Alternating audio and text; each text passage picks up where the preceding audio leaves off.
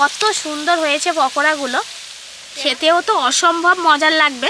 প্রত্যেকটা পকোড়া কত সুন্দরভাবে ফুলেছে দেখুন, ভাঙছিও দেখুন। নমস্কার বন্ধুরা, কাকলির রান্নাঘর উইথ ভিলেজ ফুডে সবাইকে স্বাগত জানিয়ে আজকে আমি আপনাদের সাথে শেয়ার করব খুব কম উপকরণে ও সহজ পদ্ধতিতে দারুণ স্বাদের সাবুর পকোড়া বা সাবুর বড়া। এটা আপনারা যে কোনো নিরামিষ কিংবা উপোসের দিনে খুব ঝটপট বানিয়ে নিতে পারবেন। তো আজকের রেসিপিটা আপনারা প্লিজ প্রথম থেকে শেষ পর্যন্ত দেখতে থাকুন, আশা করছি খুবই ভালো লাগবে। আর যে সকল বন্ধুরা এখনও পর্যন্ত নতুন তারা যদি ইউটিউব থেকে দেখেন তাহলে চ্যানেলটিকে সাবস্ক্রাইব এবং ফেসবুক পেজ থেকে দেখলে পেজটাকে ফলো করে আমার পাশে থাকবেন। তাহলে এখন রান্নাঘরে চলে যাবো আর আজকের রেসিপিটা শুরু করে ফেলবো। সাবু দিয়ে অনেক রকমের রেসিপি বানিয়ে নেওয়া যায়। সাবুর খিচুড়ি, পোলাও, পরোটা, লুচি, এমনকি সাবুর পাঁপড়ও বানানো যায়। তো ওই সব রেসিপির মতো আজকের আমি সাবুর পকোড়া বানাবো। আর তাছাড়া সাবু দিয়ে যে কোনো রেসিপি খেতে যেমন ভালো লাগে, খাওয়াটাও কিন্তু অনেক ভালো। তবে আজকাল আমরা সাবু বাড়িতে কোনো রকমভাবে রান্না করতে চাই না, তো বাচ্চাদেরকেও খাওয়াতে চাই না, নিজেরাও খায় না। তো এই পকোড়াটা একবার আপনারা বাড়িতে বানিয়ে দেখবেন। তাছাড়া সামনেই শিবরাত্রি রয়েছে, একটা পকোড়া যদি খান না পেটটাও ভরে যাবে, এমনকি সমস্ত ক্লান্তি দূর হয়ে যাবে। উপোস করার পর যে ক্লান্তি ভাবটা আছে সেটা আর থাকবে না। তো আজকে পকোড়াটা আমি কিভাবে বানাচ্ছি সেটা আপনারা স্কিপ করে দেখবেন না, প্রথম থেকে শেষ পর্যন্ত দেখতে থাকুন, বুঝতে পারবেন, খুব সহজে বানিয়ে নিতে পারবেন। তো এখানে আমি এই যে বাটিটা নিয়েছি, বাটি মাপ করে এক বাটি সাবু নিয়েছি। দেখুন সাবুটা কিন্তু বড় দানা সাবু রয়েছে। সাবু দু রকমের পাওয়া যায়, একটা বড় দানা, একটা ছোট দানা। তো বড় দানার সাবুটা নিলে এক্ষেত্রে কী হবে, খুব তাড়াতাড়ি ভিজে যাবে, অর্থাৎ নরম হয়ে যাবে, আর দেখতেও ভালো লাগে, খেতেও ভালো লাগবে। তবে ছোট দানা সাবু নিলে সাবুটা ভিজতে একটু সময় লাগবে, একটু আগে থেকে ভিজিয়ে রাখতে হবে। তো যার হাতের কাছে যে রকমের সাবু থাকবে, ছোট হোক বড় হোক, সেই দানার সাবুটা আপনারা নিয়ে নেবেন। আমি এখানে কিন্তু বড় দানার সাবুটা নিয়েছি এক বাটি। তো এবার আমি বড় বাটির মধ্যে দিয়ে দিচ্ছি। সাবুটাকে আমি দুবার জল দিয়ে ভালো করে ধুয়ে নেব।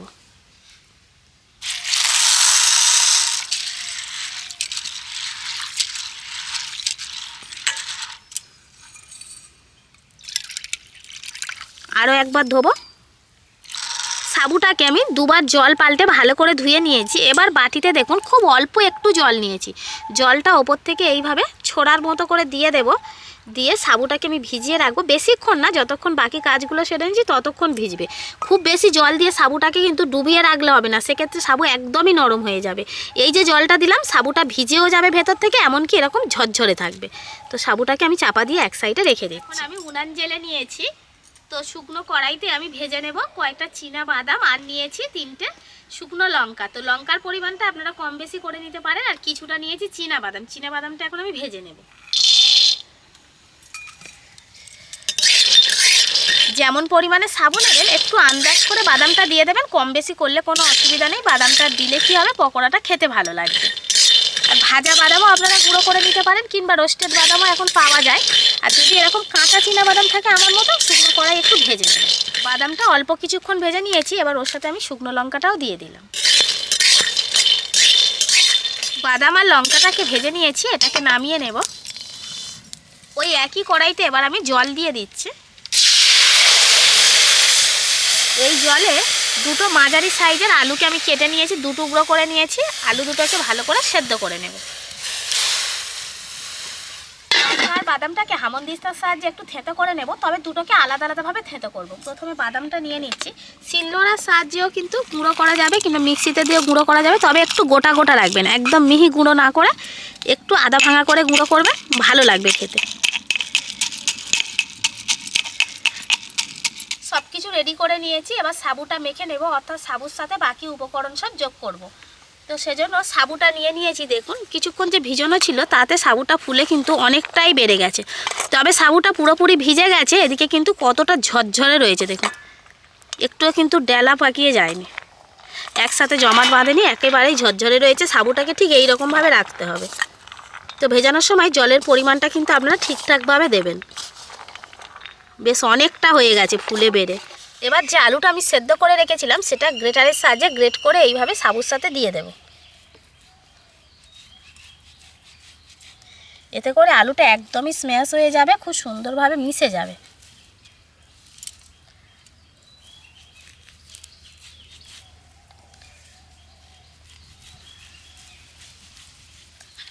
পুরো আলুটা গ্রেট করে নিয়েছি।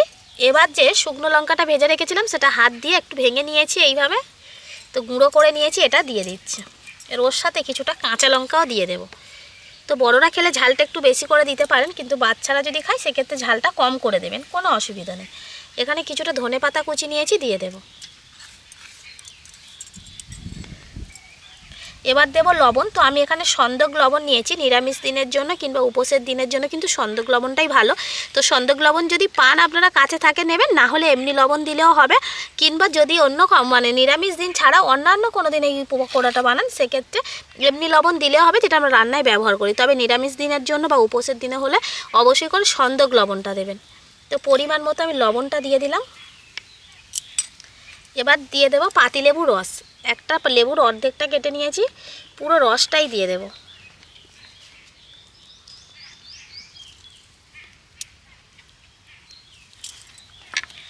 বাদামটা যেটা রোস্ট করে রেখেছিলাম সেটাও দিয়ে দেব।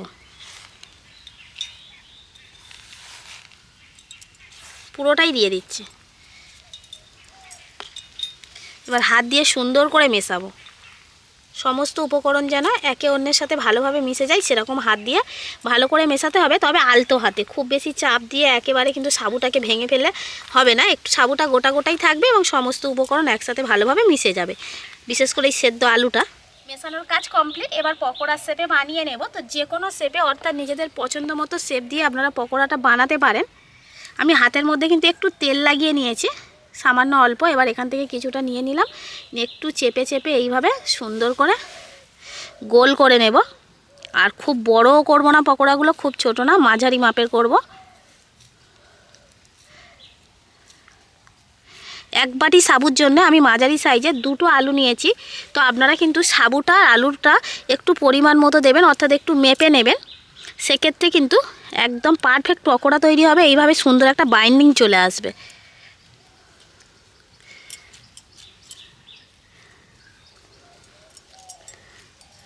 এই দেখুন একটা হয়ে গেল। তো এইভাবে সবগুলো বানিয়ে নেব।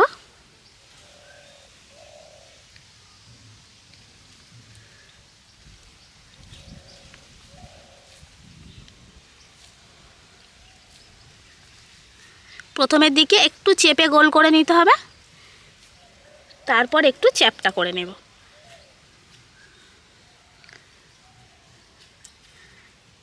এই রকম গোল শেপে আমি সমস্ত পকোড়া বানিয়ে নেব।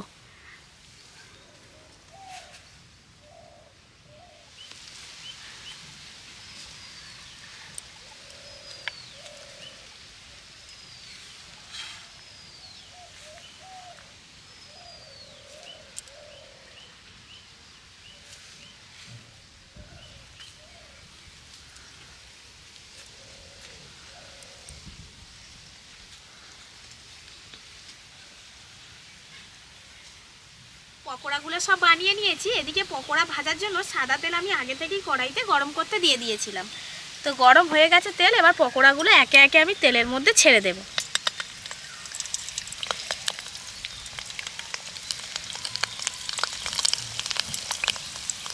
একসাথে অনেকগুলো পকোড়া ভেজে নেওয়া যাবে।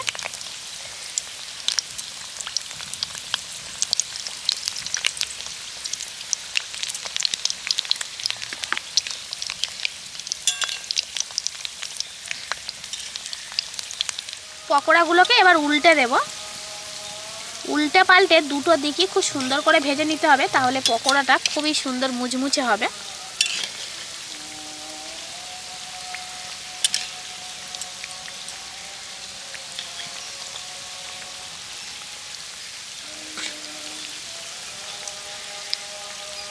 পকোড়াগুলো খুব সুন্দরভাবে ফুলে উঠছে। এই দেখুন কত সুন্দরভাবে ফুলছে, প্রত্যেকটা পকোড়া একই রকমভাবে ফুলছে।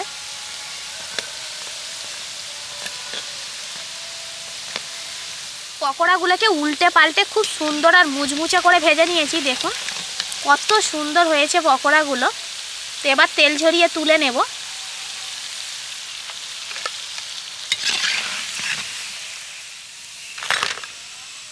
বাকি পকোড়াগুলো একই রকমভাবে ভেজে নেব।